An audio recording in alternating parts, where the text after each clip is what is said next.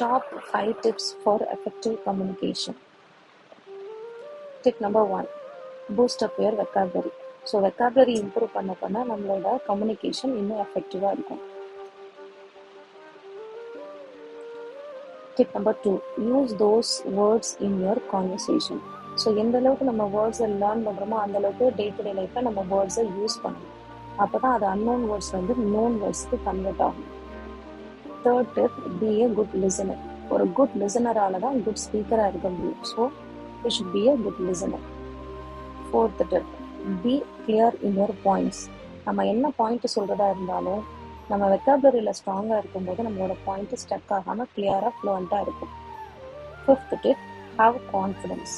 இந்த 4 டிப்பையும் ஃபாலோ பண்ணும்போது ஆட்டோமேட்டிக்காக நம்மளுக்கு கான்ஃபிடென்ஸ் வரும். கான்ஃபிடென்ஸோட ஒரு மொழியை பேசும்போது அது இன்னும் எஃபெக்டிவாக எலகண்ட்டாக இருக்கும்.